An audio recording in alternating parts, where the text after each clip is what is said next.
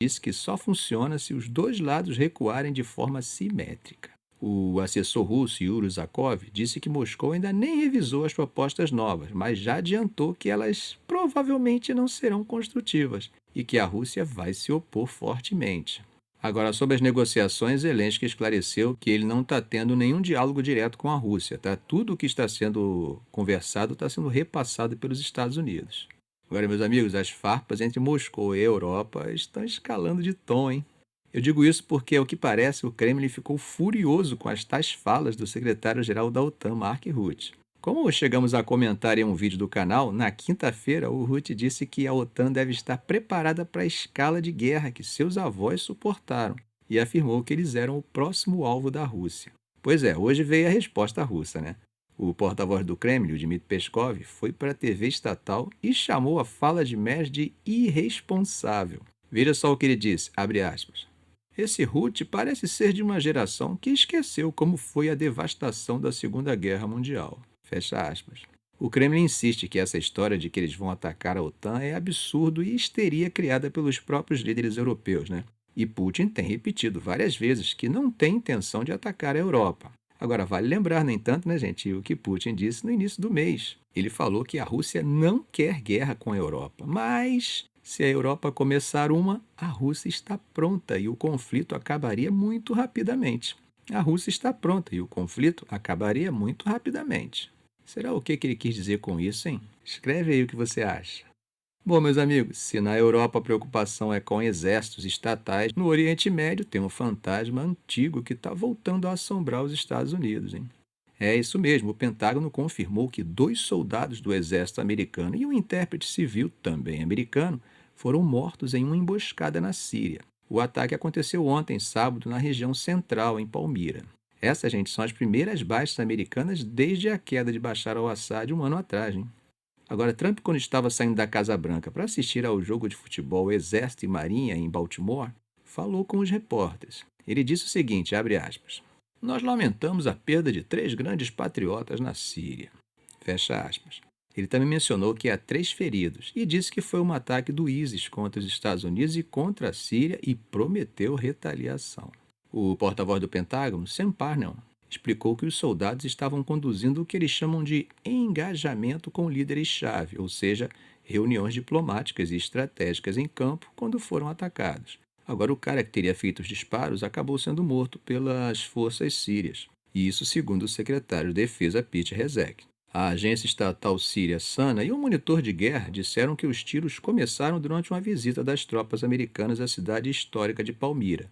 Os feridos tiveram que ser levados de helicóptero para a guarnição de Al-Tanf, perto da fronteira com o Iraque e a Jordânia. O porta-voz do Ministério do Interior sírio, Noaldin Al-Baba, disse que um atirador ligado ao Estado Islâmico abriu fogo no portão de um posto militar, mas negou que o atacante fosse um membro das forças de segurança, como diziam alguns boatos, né? Bom, não sei se vocês sabem, gente, mas os Estados Unidos mantêm centenas de militares no leste da Síria. No mês passado, a Síria entrou na coalizão internacional contra o ISIS, né? E as relações entre Washington e Damasco, que eram simplesmente inexistentes com Assad, como temos visto, foram retomadas. O que fica disso, gente, é que mesmo com o ISIS derrotado territorialmente em 2019, as células adormecidas continuam letais, hein? A ONU estima que ainda existam entre 5.000 e 7.000 combatentes deles espalhados entre Síria e Iraque.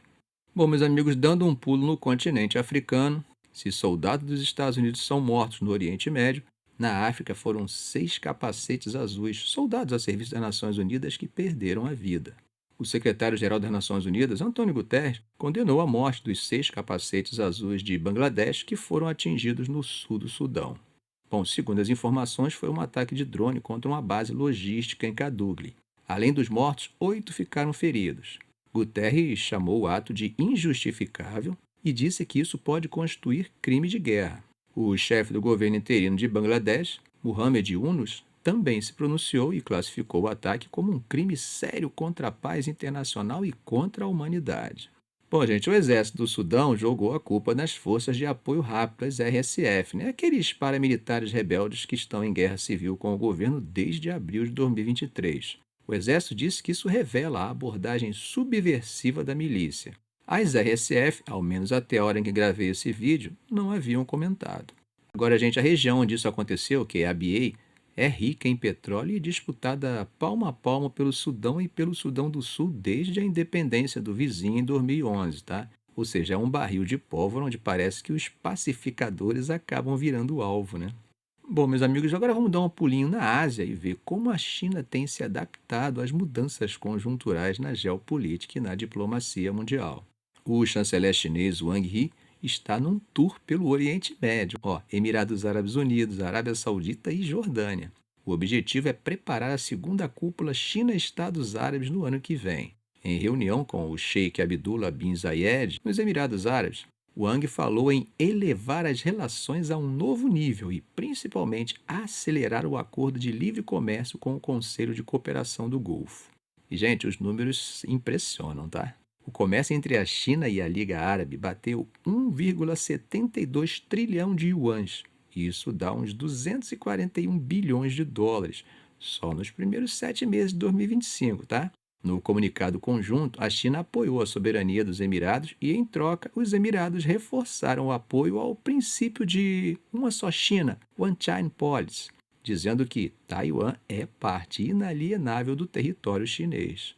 E especialistas chineses dizem que a economia dos dois lados se completa, né? Os árabes têm o petróleo e o gás, a China tem a tecnologia de energia renovável e a indústria. Mas o aperto de mão no Oriente Médio é trocado por uns murros na mesa na Ásia, né?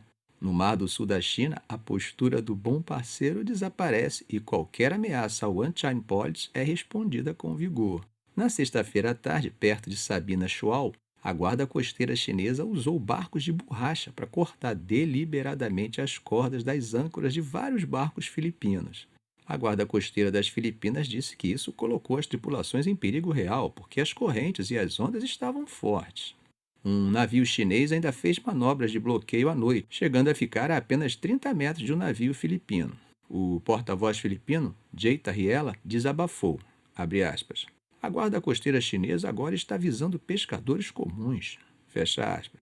Bom, apesar de tudo, os filipinos conseguiram resgatar os pescadores e dar atendimento médico, né? Agora, gente, não sei porquê, mas eu lembrei do filme Piratas do Caribe.